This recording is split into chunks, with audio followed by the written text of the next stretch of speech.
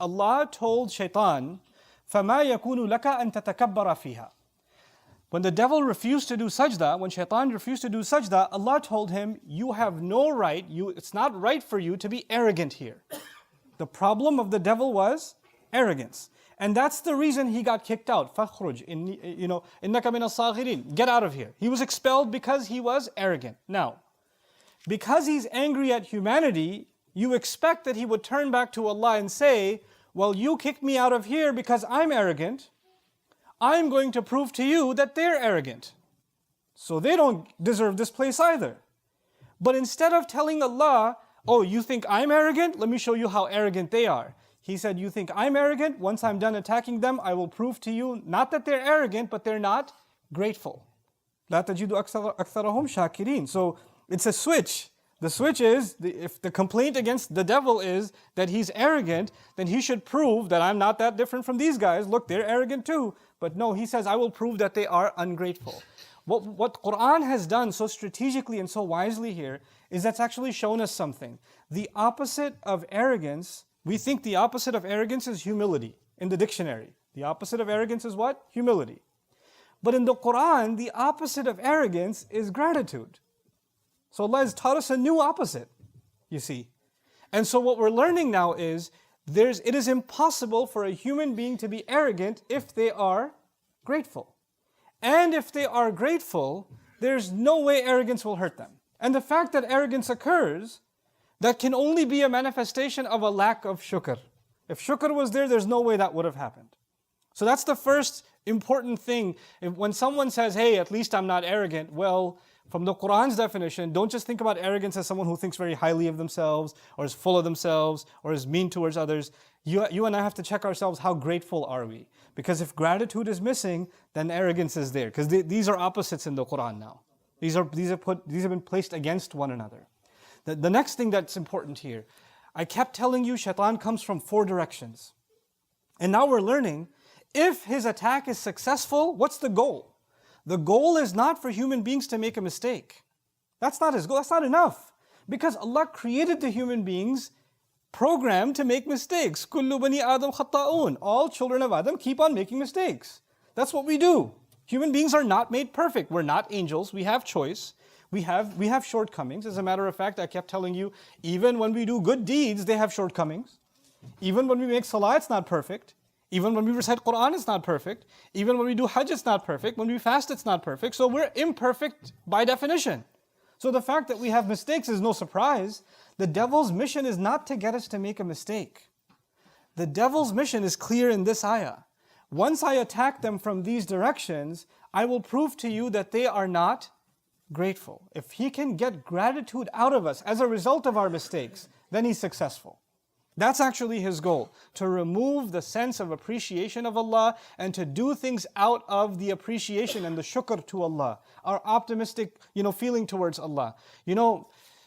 If you think about our relationship with Allah, for so many people, their relationship with Allah is based on fear. If you don't pray, Allah is going to burn you. If you don't do this, Allah is going to punish you.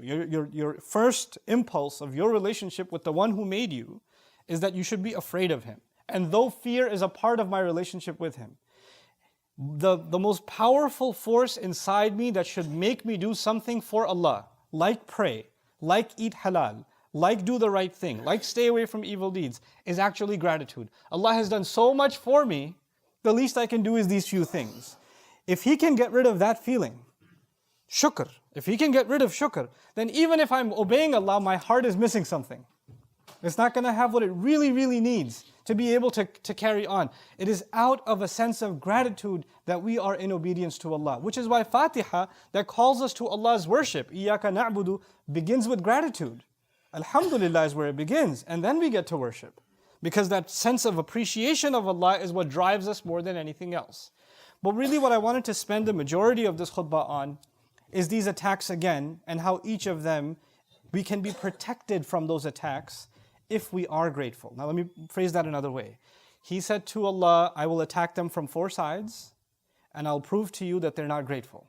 In other words, if they were grateful, these attacks wouldn't have worked. If they're actually grateful, then the attacks will fail. If they have shukr, they're not going to succeed.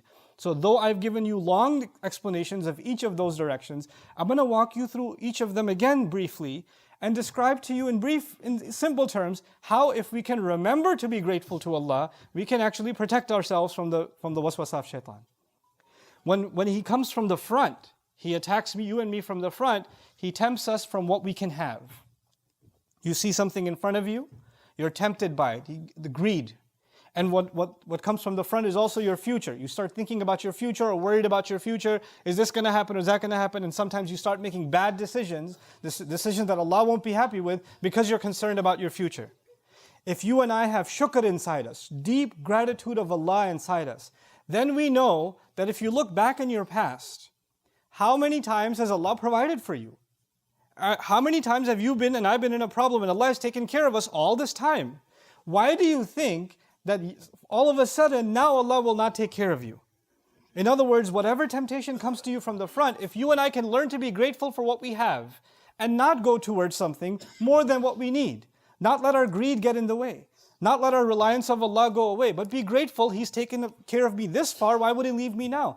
This is the same thing Allah said to His Messenger sallallahu alaihi wasallam, "Ma wadda'aka rabbuka wa ma qala." Allah didn't abandon you. Just because you're going through a hard time and you see something in front of you that you might just grab onto and take it because you're desperate, no. وَوَجَدَكَ ضَالًّا فَهَدَى وَوَجَدَكَ عَائِلًا فَأَغْنَى. You were in desperate need. He provided you before. He reminds him. Your past should remind you how grateful we should be even in times of crisis, which is why this is the key here. If you're tempted by something that comes in front of you, أَمَّا بِنِعْمَةِ رَبِّكَ فَحَدِّثْ, then actually be grateful to Allah by talking about the favor Allah has done for you. This is what Yusuf alayhi salam did. Yusuf alayhi salam was tempted by that minister's wife. She tried to seduce him. What was his immediate response? مَعَاذَ اللَّهِ إِنَّهُ رَبِّي أَحْسَنَ مَثْوَايَ. My master has been really good to me. First he sought Allah's protection and immediately he said, Allah has been good to me, meaning he was shakir, he was grateful immediately. And that protected him. If you can acknowledge the favor of Allah on you, then the attacks that come from the front, you'll be able to stay away from them. The attacks from behind are scarier though. The attacks from behind are like I described to you before, sometimes people were living in a life of sin. They were doing things they weren't supposed to do, and Allah pulled them out. Maybe it happened last Ramadan, maybe it happened last Jumu'ah, maybe it happened 2 hours ago, I don't know. But Allah pulled you out of sin. And you feel the burden lift from inside you. That's a feeling only you know, nobody else, you can't even describe it to anybody else. You can feel the tears rolling down your eyes because Allah has pulled you into light again. And He's removed darkness from you. And the evil that you felt that was weighing on you has been taken away from you. Now you're in a sense of relief that Allah has actually given you this gift, that He's able to get you away from a life of evil, from a sin. Now that you have that for a while, the devil comes back and says, hey, want to go back? He tries to pull you back again. And when he's about to pull you back, at that moment you and I have to remember the moment we felt gratitude that Allah pulled us out.